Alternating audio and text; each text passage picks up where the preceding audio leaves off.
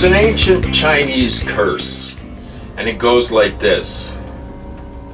May you live in interesting times. Well, none of us can deny that we're living in interesting times. Probably the most interesting ever on the planet. It's scary, yes. There's horrible things going on. There's always been horrible things going on in the world, but do you notice it seems like it's accelerating and it's getting more and more? And now when I see police on campuses and beating up protesters and stuff, and I'm reminded that some things never change, while other things change at a snail's pace. The things that change at a snail's pace are things that are important. Human rights advance by snail's paces, and then they're subject to huge pushback by the powers that should never be, that are, and there's nothing we can do about it really. I feel so sad for young people these days, growing up in this world with so few opportunities and so little hope. There is a sense of hopelessness that everybody is beginning to feel, and apathy. And the apathy probably will make things worse. But you can't blame people for being apathetic. Everything has been corrupted over the centuries. Not that it ever wasn't corrupt, and I do not understand the Americans' worship of their founding fathers or the Constitution. This Constitution seems to be failing, especially with things that are undemocratic, like the Electoral College and big money in politics that has gotten right out of control.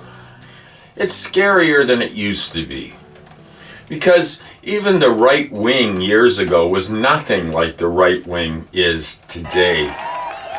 Masses of ignorant people in the service of a demigod that wants to rule over everybody.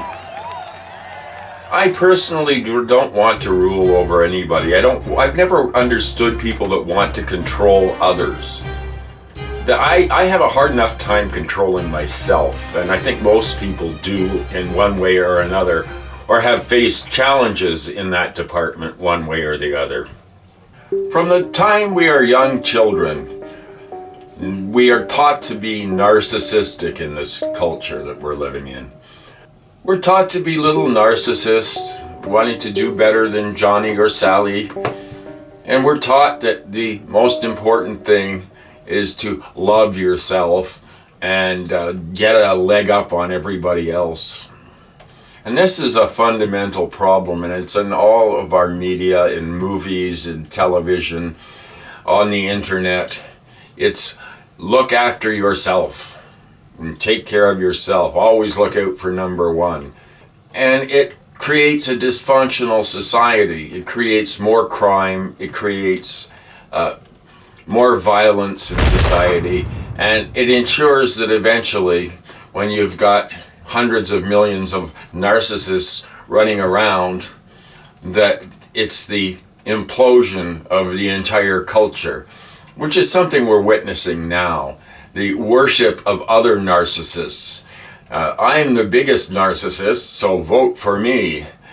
The idea of public service and thrift, things like that are out of style.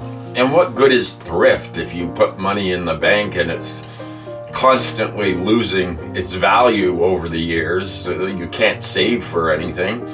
Of course, most people put things on their plastic surf cards. I call them surf cards. They're not really credit cards, because anybody that falls behind on those will soon experience bankruptcy or worse. And perhaps they're going to bring in debtors' jails again. It wouldn't surprise me. I mean, the rightward shift, the whole rightward shift. I mean, it's not even a slow drift to the right. It's an absolute speeding down the highway towards the brick wall of authoritarianism. This is happening everywhere. It's even happening in my country, Canada. I felt relatively safe up here.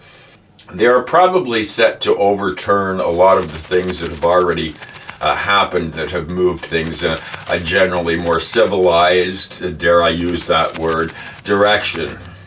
Every test that UBI has ever had, Universal Basic Income has ever had, has proven it costs less than keeping people in a system where they can't get out of it. Welfare system, which is another way of saying you're not worth anything.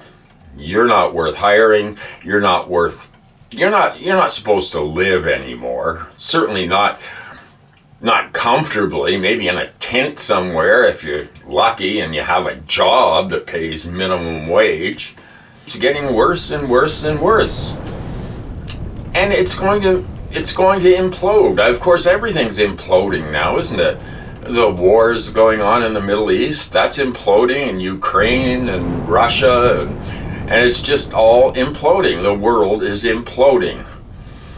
And perhaps it's got something to do with the 8 billion people that are crammed onto this earth, extracting its lifeblood, everything that it possibly can be extracted.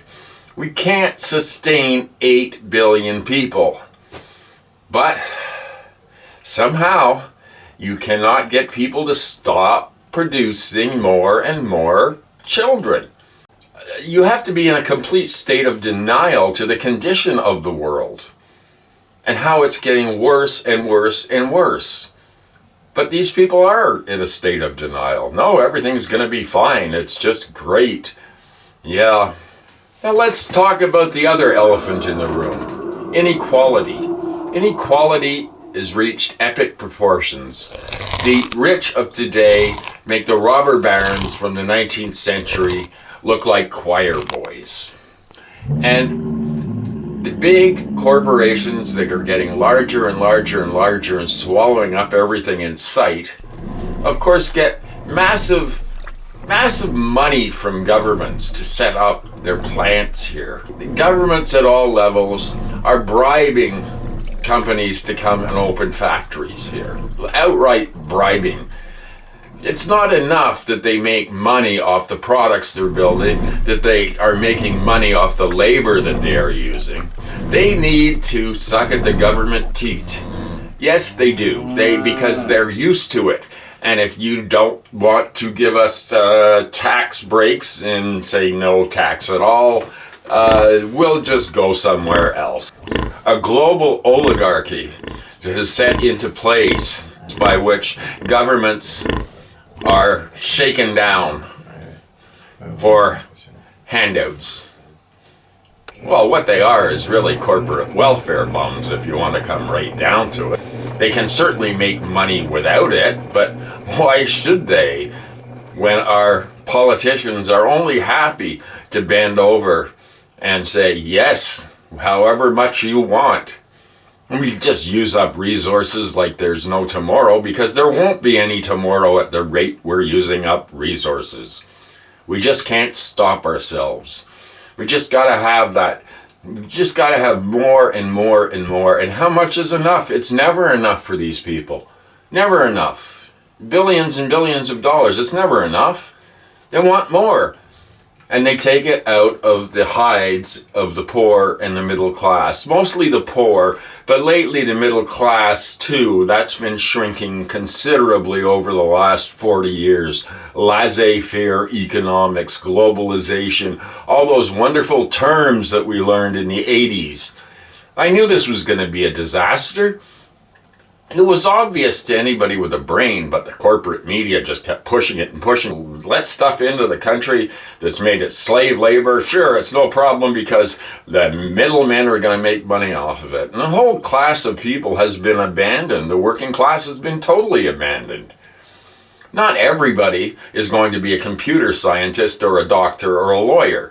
There are many people that don't have the intellectual capacity for that. And there's nothing wrong with that. They're just average people. And instead, these average people, or the poorly educated, the ones that are low information, are the ones that are being marshaled to promote authoritarianism and fascism, because they are gullible. They believe lies very easily because they don't really dig into any news stories. They don't research anything for themselves. They just listen and say, yeah, we're getting screwed. But I think the problem is that people have given up. Everybody has just given up. It's too difficult, it's too exhausting to fight any systems. And in any case, it's so rigged against you that there's not much you can do about it. Some days things just get to you, and today happened to be one of those days.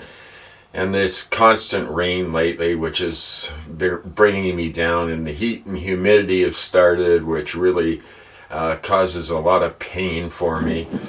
So I'm cranky.